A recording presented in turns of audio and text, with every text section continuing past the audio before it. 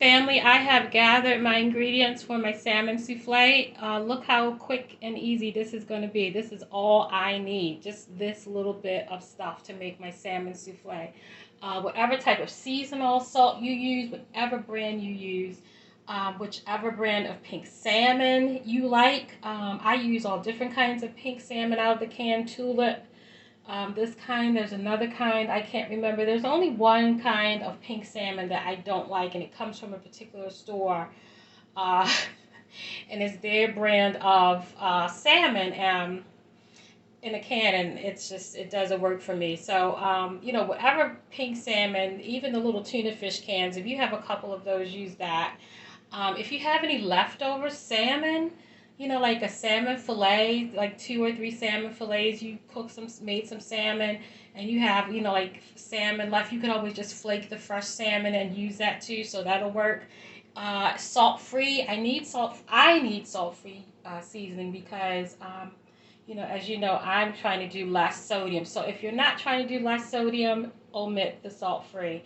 Onion powder, some unsalted butter or salted butter if that's what you use. A medium onion. I'm not even going to need all of this. Really, I need a small onion, but I didn't have a little one, so this was the smallest one I had. And I've got about 4 brown eggs in here. Use white eggs, brown eggs, whatever eggs you want. The amount of eggs that you use is dependent upon, a number of things, like how many people you're fixing the salmon for, and, so I'll get into that once I start actually making the salmon. But I mean, you can't really get any easier. This little bit of, ingredients that you most likely already have in your pantry, um, and or in your fridge, the butter, the onion, salmon, something from out of a can, fish out of a can, salt-free seasoning. You might not have one. Like I said, if you don't use it, then, you don't have to worry about it. And everybody has some type of seasoned salt. Or if you don't have seasoned salt, just use regular salt and pepper. So with that being said, I've got my brown rice that's going. And let's set to this and get the salmon souffle ready. Stick around. I turned my oven off, and in this bowl I had 4 eggs. The 4 eggs that I showed you at the beginning of the video. I have 2 egg yolks to 2 egg whites. So I cracked 4 eggs into this bowl, but there's only 2 yolks, and the rest are egg whites. So there's 4 egg whites and 2 egg yolks, which for me helps, cut down on cholesterol and stuff like that. If you want to use the yolks, the eggs as they are, and don't, use egg whites, that's cool. If you wanted to use all egg whites, you could do that, but I would suggest that you at least have 1 yolk, because it adds to the flavor, the color, everything. So even if you're going to do mostly egg whites, have at least 1 yolk. The amount of eggs that you're going to use depends upon, how many people you're cooking for. Like my grandmother would take this 1 can of salmon, and she would use, like, almost a dozen eggs and add it to the salmon, and she would feed, 10 people in the house, 9 adults and 1, kid. At one point in time, we had 13 people in our house. My grandmother let my cousin move in with her husband, and it was a hot mess. And then my uncle was there with his girlfriend, and that was a hot mess. So, like I said, at one time there was like 13 people in the household, and, she would make this with like a dozen of eggs and almost an entire bag of rice, and a couple of really big cans of green beans. And she would feed everybody and have, biscuits, drop biscuits, which I'm going to make those easy drop biscuits probably after this video. But, it all depends on how many people you're going to feed. If you're going to do, a couple of people, of course I don't have a big household at all. I would say 6 eggs to this can is good. If you're talking about like 2 to 3 people, I would say 4 eggs to this can of salmon is good. But use however many eggs you think you'll need. But anyway, just beat the egg. I want to show you the salmon. I'm going to do the salmon. You can keep the juice of the salmon if you want. I drain it for this. When I make salmon cakes, I do not drain the salmon juice. So when I do fish cakes, I don't take the, I don't, you know. But you want to get the skin off. You know, if there's a little skin left, you're not going to die from it. But just scoop the skin off. It's really easy to get it off. Any skin you see, you may not be able to get all of it. If that's cool, it's no big deal. But you do want to get most of that skin off, off of the salmon. And you're not going to be able to get all of it off there. You're not. You're just not. Not every little, you know, bit and piece.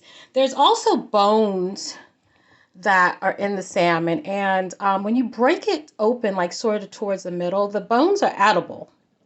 But when I make this and I make cakes, I don't really want the bones in. I take them out. So there's like this icky stuff right here and bones.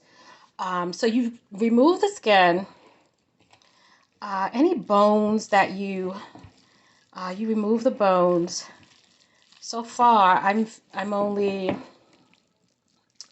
not feeling any more bones, but there's usually like 2 sets of bones, depending upon what brand of salmon you get. With tulip, I usually find 2 sets of bones. With this, I'm not finding any more bones. So let me wash my hands. That's good. And you know, if you want your salmon to be in big flakes, then don't handle it, you know, as much. Kind of just, you know, flake it. But for me, this is cool. And I've got my egg that I had beat up. You're not adding milk or anything like that to the egg. Just add the egg. However many eggs you had. And salmon already has some sodium in it. So does an egg. Not a lot for the egg, but sodium. There's some sodium already in the salmon. So I'm not going to add a ton of seasoned salt. For me, I'm going to eyeball it. Add however much salt you want. I'm going to do about a teaspoon of salt. I'm going to add my salt-free. And I'm going to do about a tablespoon of salt-free.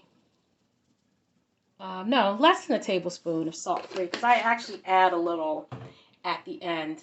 And a little onion powder. So if you're not using salt-free seasoning, make sure you use some pepper. I don't use salt-free. I mean, I don't use pepper in this because the Mrs. Dash has a lot of pepper in it. And you don't want to mix this like, you know, you just kind of want to fold it. Fold this in, fold the egg in. Like that. And that's good. You don't want to like mix it and stir it and do all that other stuff. And we're not making salmon cakes. We're doing like, you know, a salmon souffle. So this is ready. I'm going to put a little more salt-free in because that's my pepper.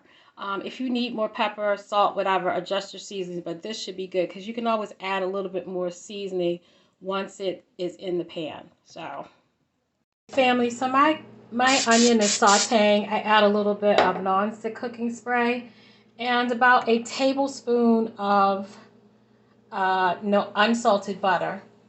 And like I said, if you use salted butter, use salted butter. Use what you usually use. And what I'm going to do is I'm just going to let this onion. This is about I showed you that medium onion at the beginning of this vid.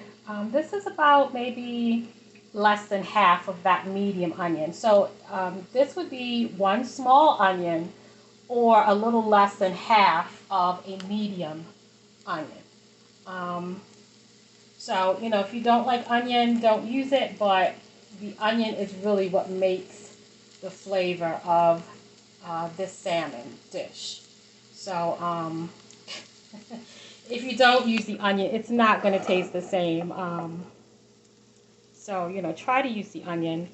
I'm just going to let this onion sweat and get, you know, get moist and tender and a little bit caramelized, actually. So I'm going to let this go for maybe about 2 minutes. Guys, the onion is doing pretty good. Make sure that you do it kind of like finely, you know, diced onion. You don't want huge dough blow pieces of onion. I know when I was a kid growing up, the adults would cut onions like these big, huge pieces.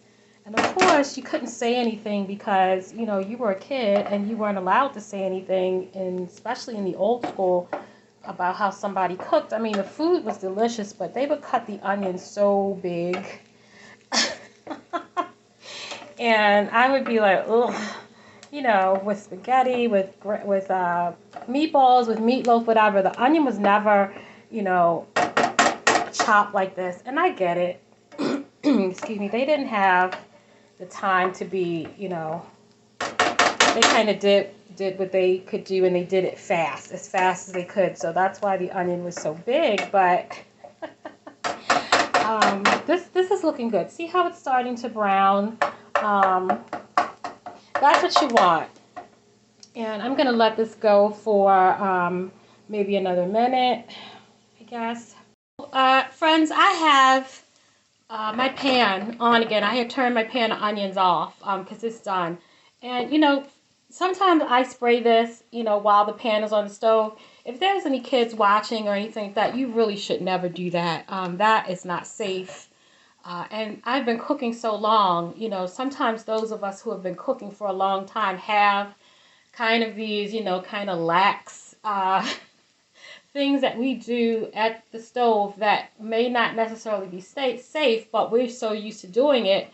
And, you know, but I'm going to spray some more cooking spray. I'm going to do it away from the stove, which is the way that you should do it. Please do it that way. And what I'm going to do is kind of spread see how they're getting caramelized? You want that. You want the onions to, you know, look like that. You want your pan to be very hot. One more thing of cooking spray. And you know, make sure you give this one, you know, final kind of stir. And what you're going to do is, you see the heat is high. You want the heat higher, about medium high, like that. And you're going to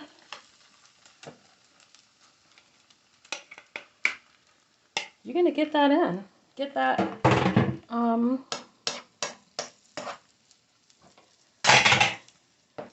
going to get that in. The eggs sort of try to all get to the side. That's okay, because you're going to mix the salmon and get the egg a little more, the onion a little bit more uniform fit. But you basically want it to look like this.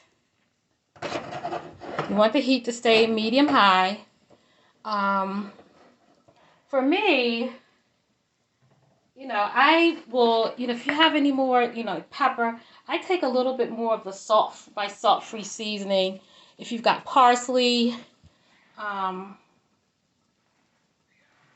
sprinkle that on. Anything else you want on there. I think I've got a little dried parsley. Sprinkle that on the top.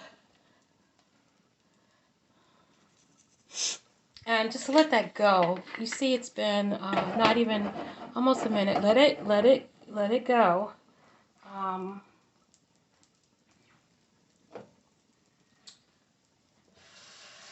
So just let that go for about a minute or two on that side. You see, it's not sticking. It's moving. So you want it to get a nice, get nice and brown and get a nice sear on that side. You don't want it to burn, but you want it to be almost like an omelet. It's almost like a salmon souffle slash omelet thingy. So,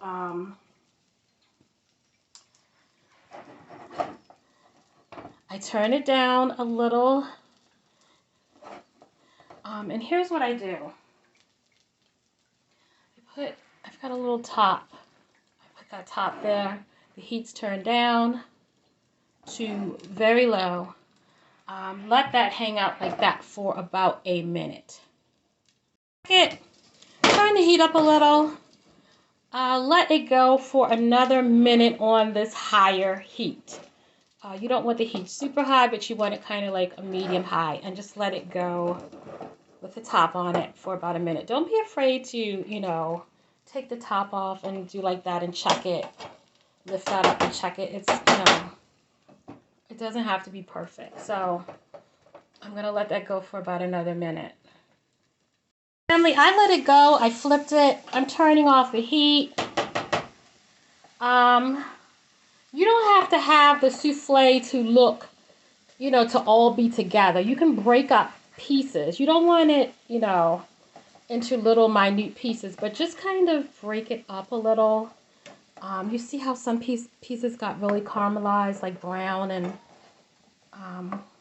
that's like so cool. So this is done. The heat is off. Leave the top off. This is when you want to taste and see what is going on with your seasoning. Make sure, or you could have done it before now. I'm just happen to be doing it now. You guys know I'm not doing a lot of salt, but I'm going to taste this little piece and see.